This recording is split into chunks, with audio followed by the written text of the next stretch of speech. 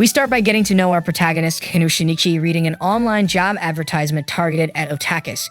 Intrigued, he takes the test for the position, which consists of 200 intricate questions that only a true otaku would know.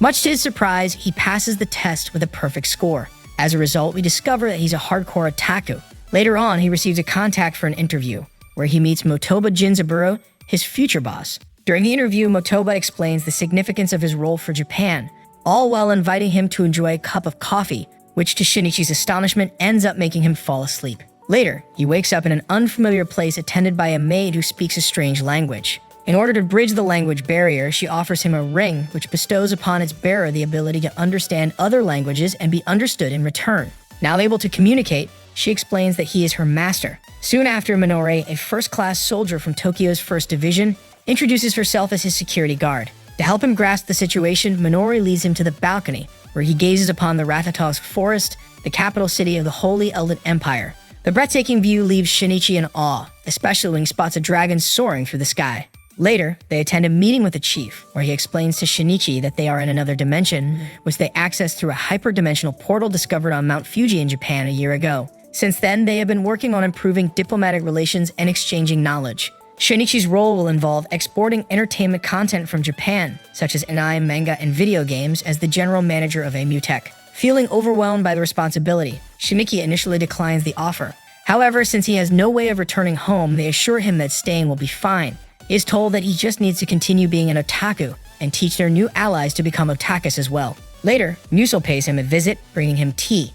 Suddenly, Shinichi notices her pointed ears and realizes that she is an elf, which makes her feel embarrassed as elves are not treated well in that place. Nevertheless, Shinichi tells her that he finds it cool and even asks for a photo. Although she doesn't understand, he demonstrates how his cell phone works and teaches her Japanese writing. We also meet Blook Darwin, another servant of the household, who assures Shinichi of his availability to assist him. The next morning, Shinichi gets ready because he has to go to the palace with the others. On the way, Minori advises him not to do or say anything strange that could offend the supreme leader, as their relationship with the kingdom depends on it.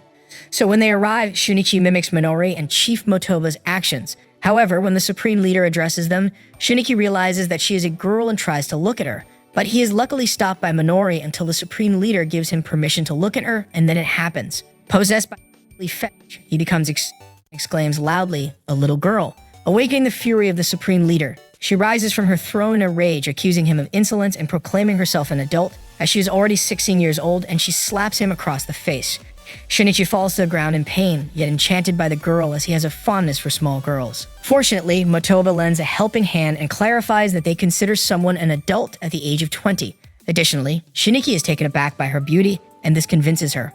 Minori then takes charge of telling Shinichi who each person is. The supreme leader is named Petrarca Ann Eldon Ivia, her cousin and royal knight is Garius and Goldball, and the advisor is Zakar. Garius underestimates Shinichi due to his youth and believes he won't contribute significantly to cultural exchange. However, Shinichi stands up and points out that someone who judges without knowing is a fool, unwittingly calling Garius a fool indirectly. Garius draws his sword and is about to attack, but the advisor intervenes while Petrarca bursts into laughter and gives her blessing, praising his courage. Later, the team brainstorms ways to spread otaku culture as entertainment without language barriers, as translation rings don't work for virtual audio-visual content, and many are illiterate to understand subtitles. That night, Shinichi can't sleep, so he goes for a glass of water and finds Muso studying in the kitchen. Seeing her so determined, he offers to help her, so they study together for a few nights.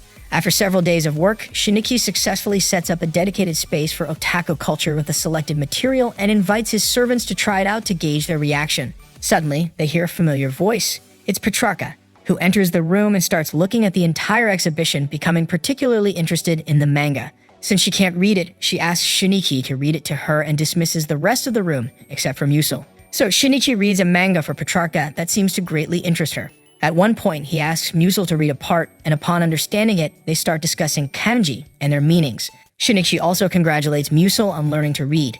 However, Petrarca becomes increasingly annoyed as the reading is interrupted, and she's also jealous because she doesn't understand anything. So she dismisses Muso and asks for tea. Then Petrarca sits on Shinichi's lap to get a better view of the book as he continues reading. Shinichi is nervous but continues reading for hours.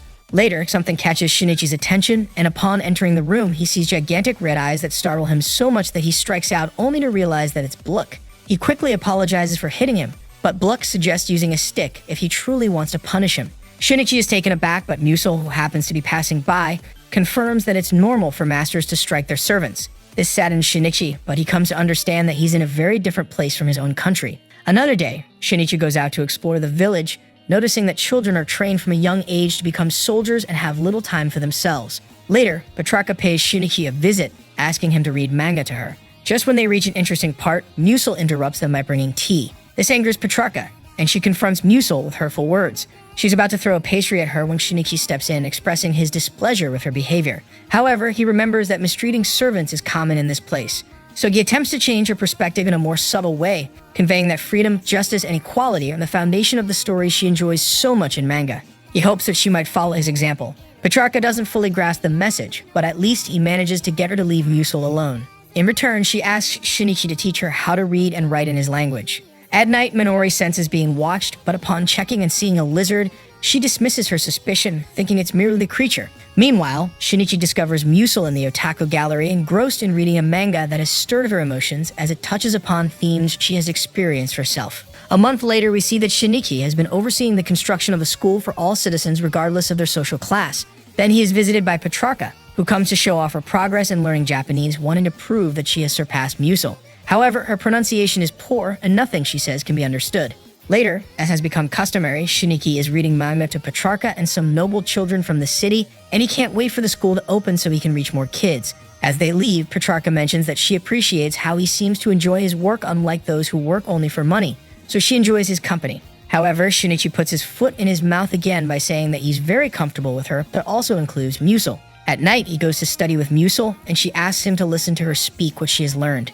She does it very well, so he congratulates her. She confesses that she wants to speak Japanese fluently because she would like to go with him when he returns to his world, leaving him speechless. A few weeks later, the school is ready and opens its doors for the children to see.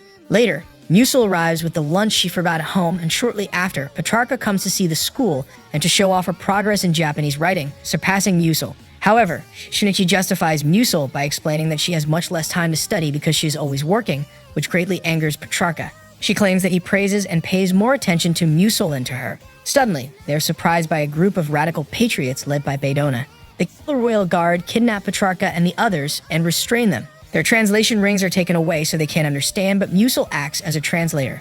They learn that the radicals have stolen a powerful weapon and plan to detonate the school with them inside. Their goal is to eliminate anyone who tries to influence or change their culture and traditions. The individuals intend to eliminate Shinichi, whom they label as an invader, in order to protect their culture and political interests from any potential changes. However, Petrarca intervenes, stating that it would only turn him into a martyr.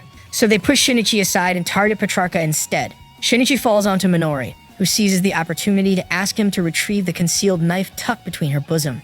Once successful, Minori cuts the rope that binds her, and they devise a plan. So Shinichi claims an urgent need to use the restroom, allowing him to leave the scene. Unbeknownst to the antagonists, he is eagerly awaiting the alarm set for 7 p.m., which reminds him of his favorite anime character's birthday. He utilizes this moment to make it seem like he is performing a magical act, also serving as a signal for the girls to come to their aid after breaking free from their restraints. Minori showcases her swordsmanship skills, while Musil employs her magic, resulting in the defeat of their adversaries. However, the leader activates the magical weapon to wreak havoc, but Shinichi unexpectedly employs a simple fire extinguisher to quell the flames, astonishing everyone. Regrettably, Baedona rises once more, seeking revenge and hurls a knife at Petrarca, but his aim is thwarted by Musil, who steps in front of Petrarca to protect her life. Petrarca gazes at Musil in despair, regretting her previous mistreatment, and asks her why she did it, and Musil responds that she read in a manga that those of high status eventually learn to understand others. Petrarca calls her foolish, but tearfully orders her to hang on and not die. They immediately tend to Musil, and fortunately, she gradually recovers. 1 month later, Shinichi goes to the school for his first day of teaching Otaku culture. Upon entering the classroom, he realizes that bringing together students from different social classes and species will be challenging initially, as he has to address their prejudices. Minori restores order and introduces him to the class, and Shinichi begins the lessons. Later, Musil returns home to find everything in disarray as there was little cleaning done during her absence. She cleans everything thoroughly and attends to Shinichi while listening to how his teaching went at school. The next day, Shinichi teaches them terms like Zettai Ryuiki, absolute territory, referring to the area of the girl's leg between the hem of the skirt and the start of her stockings. Hatene, not wearing any, is a term that suggests uncertainty about whether a girl is wearing underwear because it can't be seen. However, Minori interrupts him as this content seems too advanced for them. Shinichi takes a break, and Minori continues by teaching terms like sauyuk, total bottom, referring to a man who is loved by other men, and BL, an abbreviation for boys love, which denotes a romantic relationship between two men. She mentions that sometimes it doesn't only refer to romance, and is about to show them a manga with more content, but Shinichi stops her. She persists with the term otoko no ko, traps, prompting Shinichi to intervene again. Later, they discuss what other topics they can teach, but their conversation is interrupted by an alarm on Minori's phone. It appears that there is an intruder around their house. Upon arrival, they come face to face with a wolf girl, whom they bring in for questioning. The girl introduces herself as Elbia Haneman and claims to be an artist. However, Minori suspects that she might be a spy from the neighboring kingdom of Bihailn, which borders the Elden Empire, but Shinichi believes in her innocence. Shinichi and Minori request an audience with Petrarca, who has been staying within the palace due to recent incidents. After catching up, Shinichi brings up the artist, explaining that he needs her to create drawings and manga for their own realm. He requests that she be placed under his care. However, Petrarca suspects that Shinichi's interest in the artist is due to attraction, teasing him about being captivated by her ample bosom. Shinichi denies this, claiming that her is small, so Petrarca decides to summon the prisoner to settle the matter, putting Shinichi on the spot. Despite his persistence, Darius denies Shinichi's request, stating that they still need to interrogate her to determine if she is a spy. Shinichi comes up with a clever plan to prove the artist's loyalty by asking her questions that inadvertently confirm her role as a spy, reporting everything she sees. Realizing this, Shinichi suggests an alternative approach, to turn her into a double agent, feeding their enemies false information that will mislead them. Darius finds this idea ingenious, and even Zakher supports it, so Petrarca reluctantly agrees to place the artist under Shinichi's care. Elbia turns out to be quite skilled at drawing anime characters, much to Shinichi's satisfaction. He leaves her alone to work, but we start to notice that Elbia is behaving strangely. That morning, Shinichi teaches the students about video games, specifically the ones where the main character is a beautiful woman. He shows them some examples along with their synopsis and displays a sample game on the screen. Later, Minori asks Shinichi if he's going to teach BL, but he declines. Back at home, Shinichi notices that Musil now has more laundry to do because Elbia often gets charcoal stains on her clothes. Musil feels a bit sorry for not being able to assist him like Elbia does, but she understands that she indirectly supports him. Shinichi reassures her that everything is organized and set up for him to work thanks to her, so he expresses his gratitude for her help. Later, Elbia hasn't come out for dinner, so Shinichi goes to her room and she promptly kicks him out, behaving in a very strange manner. The next day, Shinichi comes across his students engaged in a heated argument over their preferences in video games and anime, until Minori stops them with a warning. Following this, Shinichi realizes that they're becoming otakus quite rapidly. It appears to have an effect on the palace as well, with Petrarca displaying a more tsundere behavior and Darius seemingly taking an interest in BL manga after Minori lends him one for that purpose. At night, while studying with Musil, Shinichi recalls Musil's desire to accompany him to Japan, so he asks her about it and she reaffirms it. Much later, Shinichi has a dream about Musil's request, but she transforms into Elbia and attempts to kill. However, the worst part is that upon waking up and opening his eyes, Elbia is actually on top of him in his bed. Shinichi screams, drawing everyone's attention, and as they enter the room, their initial thoughts align with what their eyes suggest. Nevertheless, Elbia regains her senses and apologizes, explaining that she is currently in her mating season, something that male and female wolves can hardly control. At the school, it has become a common occurrence for the students to argue over trying to assert their preferences above others while also discriminating against each other, until Minori intervenes. Later, the new items from Japan arrive, and Minori receives her limited edition item, an anime series collectible ball. However, Elbia becomes so intrigued by it that her instinct takes over and she goes after it like a puppy chasing a toy. Minori is furious, but eventually realizes that Elbia is genuinely happy and energetic while playing, so she decides to sacrifice her ball and gives it to Elbia. This incident inspires Shinichi to suggest organizing a friendly soccer match among the students at the school as a way to release tension and resolve their differences. After presenting the idea to Petrarca, she grants permission to build the soccer field and everything gets underway. At the school, Minori prepares the students by showing them soccer anime and organizing group practices. On the day of the match, everyone is filled with anticipation. Quickly, the dwarves take the lead with their strong legs, while the elves, being lightweight, struggle to block the attacks and are being brutally overwhelmed. The coaches discuss how to level the playing field as the dwarves' strength gives them an advantage, and they agree to allow the elves to use their magic. Then the match becomes more even. But with all those skills, the soccer field turns into a battlefield, with both teams giving their all until they are so exhausted that they can't continue. However, the score remains tied, so Rodic and Romilda make a final effort to stay on their feet and go after the ball, aiming to secure victory for their teams. However, unexpectedly, Elbia reaches the ball first and starts playing with it, which sparks Petrarca's interest, prompting her to join the game. she enters the field and takes the ball away from Elbia. With Musel's magic assisting her, Petrarca manages to outpace Elbia, and from the air delivers a precise kick that sends the ball straight into the goal. Petrarca is so delighted that she rushes over to celebrate the goal with Musel, all in plain view of the townspeople who witness the example of how even the supreme leader can get along well with the most discriminated species, a half-elf human. Shinichi now faces a very different problem. The staff is mixing up the orders, causing him to receive the wrong Anon titles. As a solution, he suggests going to Japan himself to purchase them. Chief Motoba arranges everything for Shinichi to be put to sleep and transported, so after taking the drug, Shinichi says goodbye to Musel. She's worried that her master might not return, so she manages to hide in his luggage and accompany him to Japan. Once Shinichi opens his eyes, he finds himself in his old room, but he quickly notices some movement and discovers Musel. She apologizes for sneaking along, but she's also eager to learn about this world. So Shinichi suggests that she join him in buying the items he needs, and they head to an area filled with manga, anime, and video game stores. They pause to enjoy some pasta and finally enter a maid cafe where they serve food with custom ketchup drawings. Shinichi orders the face of his favorite character, and Musel requests a drawing of her master's face, making her feel a bit reluctant to eat it afterward. After that wonderful day, they return to Shinichi's room, and he becomes nervous when he finds himself alone with Musel, imagining various scenarios that could unfold, especially when Musel offers to prepare a warm bath for him.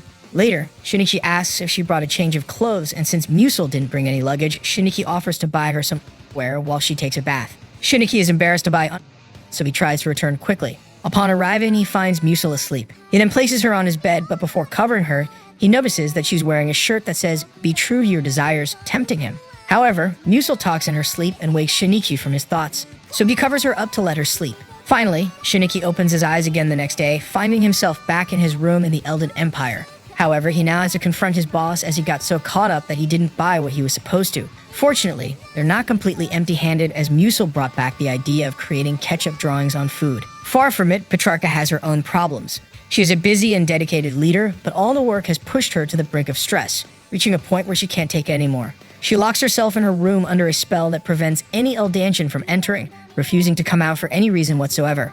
Given the situation, our protagonist is called upon to try his luck with Petrarca. Shinichi mentions that what Petrarca is experiencing is a case of hikikomori, and Minori seizes the opportunity to claim that Shinichi is an expert in the matter, leading them to put him in charge of the situation. In private, Garius confesses to Shinichi that Petrarca ascended to the throne at a very young age because Garius' own parents were responsible for the assassination of Petrarca's parents. Since then, she has carried that sorrow and the burden of her empire. Shinichi successfully convinces Petrarca to let him in and spend some time together. As he enters, he notices several details. A genuine hikikomori has all the necessary things within reach, so Shinichi rearranges the room, surrounding the bed with manga and video games. He also offers to guide Petrarca in becoming a true otaku hikikomori, causing Minori to question whether it was a good idea to let Shinichi take charge, as Petrarca spends her entire day playing video games, eating junk food, and reading manga whenever she gets bored. As night falls, Musel learns that her master won't be coming home, as she'll be spending the night with Petrarca. This news sends her mind into a state of lethargy, disconnecting her from reality. Meanwhile, Petrarca is still lazing around but decides she wants to take a bath, so they sneak out of the room and Petrarca indulges in a relaxing bath. Upon returning, Petrarca overhears the guards expressing concern for her, which prompts her to reflect momentarily. Due to this, while playing, she expresses the desire to have a conversation with Shinichi. He opens up about how people often slip into becoming hikikomori progressively without even realizing it, just as he did. He shares that after being rejected by his childhood friend, he began skipping classes due to the embarrassment, gradually distancing himself from his peers. As he became more accustomed to solitude, he found comfort in being alone and not having to interact with anyone. Shinichi explains that many hikikomori aren't in that situation by choice, but rather because they become trapped in it. Realizing what she's been doing and feeling a sense of guilt, Petrarca doesn't want to remain trapped in her room, neglecting her duties any longer. As a result, the next day when Shinichi awakens, he finds Petrarca standing before the door, grappling with the decision to step outside until she finally succeeds. Upon opening the door, her advisors are waiting outside, and with a determined spirit, she instructs them to accompany her as she sets out to work. To prevent the situation from recurring, the advisors reorganize Petrarca's day, ensuring that she doesn't become overwhelmed with her responsibilities and allowing her some moments of leisure. On their part, our ambassadors also plan their vacations, so Garius arranges for them to stay at one of Petrarca's properties by a lake, and Shinichi is excited because he will finally have his bikini episode. At the lake, the first one to approach is Minori, although Shinichi didn't even notice it was her because he was busy staring at her chest instead of her face. On the other hand, Elbia is happily digging a hole in the sand, dressed in a cute red ensemble. Then Musil timidly approaches, wearing a simple yet lovely white bikini that Shinichi really likes. As for Petrarca, she's also getting ready to join them, finishing up her duties while her attendants find her a swimsuit. At the lake, Minori asks Shinichi to help her apply sunscreen, which he does with difficulty while trying to focus on the task. Later, he invites Musil to play in the water, just like in anime, so they give it a try. Afterwards, everyone enjoys some onigiri together. As they're savoring the food, Royd comes running, urgently requesting help because they've been attacked and Romilda is in danger. It turns out that both of them had heard about the teacher's excursion, so Roic wanted to see Minori, whom he has a crush on. Romilda followed him, suspecting he was just trying to sneak a peek at the girls in bikinis. However, Romilda fell into a magical trap set by some strange beings. Now, everyone prepares for the rescue mission, ambushing the enemies. Despite putting up a fight, the adversaries are eventually captured and surrounded. However, it turns out that they aren't magical at all. They were just Japanese military personnel disguised in camouflage. So Minori demands an explanation from them while Musil quickly seeks refuge behind her master, thanking him for trying to protect her. Unfortunately, due to the commotion, the top part of Musil's bikini loosens and falls to the ground, prompting a magical reaction from her. Subsequently, Minori discovers that the soldiers possess a sophisticated video camera, which contains none other than pictures of all the girls in their bikinis. In response, she destroys the camera and gives the soldiers what they deserve. Later on, the scholars have finally found the suitable swimsuit for Petrarca, and she's ready to join the beach day. The next day, Minori has a clothing mishap, so she ends up wearing the clothes borrowed from Musil, although they fit her quite snugly. Chief Motoba seeks out Minori and Shinichi with some bad news. The video clips filmed during the friendly match between the students are leaking in Japan, posing a serious risk to the secret of the world they are in. However, Shinichi comes up with a brilliant idea, creating a film for the public that portrays the leaked scenes as part of the movie. In this way, the preparations begin, and Shinichi asks Petrarca to be the heroine of the story. Chief Motoba orders the construction of the set, and the students help with costumes and the film's script. They also attempt to acquire a real dragon with the assistance of Luna, an expert dragon tamer who advises them to keep any kind of aerosol product away from the dragons, as they irritate their senses and make them furious. However, Minori's sweating applies antiperspirant, resulting in the dragon roasting them. Ultimately, they settle for using a prop dragon for the film. On the day of the shoot, the girls are on their break and Shinichi goes to see them. However, he walks in on them while they're changing, and he startles. Musil becomes nervous, but the others continue to act naturally, chatting with him as if nothing unusual is happening. In an attempt to fit in, Musil intentionally drops her clothes, adding to the chaos. As a result, Shinichi begins to suspect that he's in a place where everyone has truly lost their minds. Petrarca films her transformation scene, which later turns out really well after editing. Then it's time to shoot the dragon scene. Luna warns them to be cautious due to another dragon nest nearby, but Minori continues using her antiperspirant.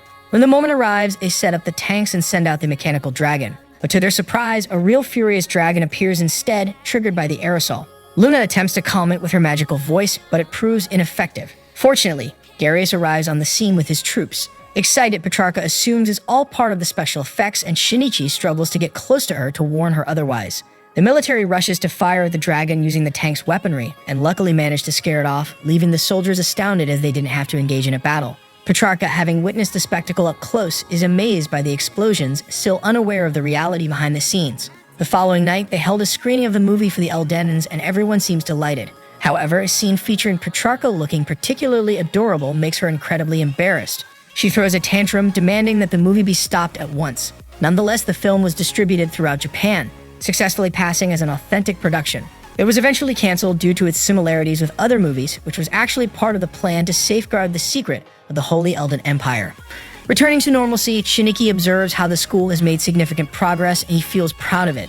Edward, the student who assisted with the movie script, has become a light novel translator and has even ventured into creating his own light novel. However, a problem arises. There's a decreasing supply of manga and otaku material, which falls short of the students' high demand. As a result, Edward is forced to translate at an increasingly rapid pace without rest, as his friends eagerly await his work. Moreover, everyone is so engrossed in their newfound passion for manga that they are becoming accustomed to focusing on these new hobbies, gradually setting aside their own traditional customs and responsibilities. This worries Shinichi greatly, prompting him to have a conversation with his boss. To his astonishment, he finds Motoba quite satisfied with the unfolding situation. It turns out that Motoba's intention all along was to make the people of Elden dependent on what they bring from Japan. He reveals that they have been using culture as a weapon, strategically teaching the illiterate Eldens to read and write in Japanese before their native language. This way, the population can only consume Japanese content, and the government can manipulate their demands in exchange for providing what the Eldens desire. This scheme was part of a larger plan to eventually invade Eldon. Shinichi is left feeling utterly disappointed and betrayed, especially when he learns that he was chosen precisely because he fit the profile of someone they could easily dispose of. Shinichi is baffled, as Petrarca is utterly fascinated by Otaku culture. She lists all the benefits it has brought to her people and reveals her plan to spread it throughout the entire country, leaving Shinichi agitated as he envisions the potential issues this could cause. However, refusing to support further dissemination of Otaku culture poses a serious problem for him. The government is pressing for him to complete his task nationwide, and failing to do so could easily lead to his replacement. Later, he steps out of his room to talk to Musil, but she insists on serving him dinner first. She expresses how everything he has done in Eldon has been beneficial, emphasizing how she now knows how to read and write and how he has brought new experiences to every Eldantian. Her words instill in him the courage to strive for the greater good. Therefore, the next day, he joins his boss to meet with Petrarca, presenting a plan to expand Otaku culture across the entire country, putting Motoba at ease. Unbeknownst to Motoba, Shinichi's true intention is for the Eldantians to create their own manga and anime, freeing them from dependence on Japanese imports. Motoba is left in shock, unsure of how to react, while Petrarca embraces the idea enthusiastically, and everyone else supports and celebrates Shinichi's ingenious proposal. The next day, we witness a group of thugs infiltrating Shinichi's room. As they prepare to carry out their mission, they realize that he isn't in bed. To their surprise, they are not alone. A formidable elite force, disguised as servants, surrounds them and captures them, all of whom were sent by Petrarca. We also come to know that the eyes that spied on Minori that time belonged to a type of owl that Petrarca employs as spies and messengers. Following the incident, Motoba pleads for Petrarca's forgiveness, claiming that the attack was carried out by a group of radicals who saw Shinichi as a threat to the Japanese government. Although she still harbors doubts, Petrarca chooses to believe him. However, she orders the elite force to keep a close watch on Shiniki day and night from now on. As days go by without any further incidents, the security around Shiniki is gradually lifted, and then an explosion rocks one of the walls in the castle, alerting both the guards and Petrarca. She quickly reaches out, via owl call, to Shinichi's residence to confirm if they are also under attack. However, the source of the commotion is the school building, where smoke is billowing out. Shinichi rushes there to save an extremely rare and seemingly impossible to find limited edition item that suspiciously arrived on that very day. As the others suspected it's a trap, and Shinichi falls right into it. Some soldiers capture Shinichi and make him unconscious and lock him inside the blazing library. Meanwhile, Minori is facing her own troubles as Motoba and a group of men capture her. On their end, Musil, Elbia, and Blick set out to rescue Shinichi. Blick creates a hole in the wall to cut through, while Elbia takes care of the guards, allowing Musil to reach Shinichi. Yet despite her efforts, she can't wake him, and to make matters worse, a bookshelf collapses on them. Musil strains to hold it with her magic. Elbia fights valiantly, but a soldier manages to incapacitate her with an electric shock. However, just as a soldier takes aim at Elbia's head, he falls to the ground, neutralized by none other than Minori, who's back in action. Meanwhile, Musil continues, struggling to bear the weight of the bookshelf until she collapses. Fortunately, the girls arrive just in time to rescue both of them. At that moment, Motoba arrives on the scene, warning them that they're now in serious trouble with the government. However, Shinichi insists on speaking directly to his superior. The following day, Motoba arranges a video call, revealing that they had internet access all along. Shinichi then speaks with the politician, who offers him a peaceful return as a final chance. However, Shinichi is skeptical, knowing that an accident could befall him. The politician gives him one last opportunity to apologize and continue in his role, but Shinichi understands the implications and confronts him. It's then that he reveals his true intentions, threatening to easily eliminate him. And this is when Shinichi smiles, as Petrarca had been listening the whole time, and now she speaks to the man through her owl, accusing him of being the villain. He then asks whose voice that is, and Shinichi reveals that it's the supreme leader of the Holy Elden Empire. The man then asks Motoba for an explanation, as it seems to be the voice of a native speaker, but he responds that he forgot to mention he actually did it on purpose, that Petrarca is now fluent in Japanese, implying that Motoba always had his own intentions and never fully supported his government's actions. Later, Petrarca appears in person and approaches to join the video call, making it clear that she's aware of the attacks against Shinichi and the intentions of the Japanese government.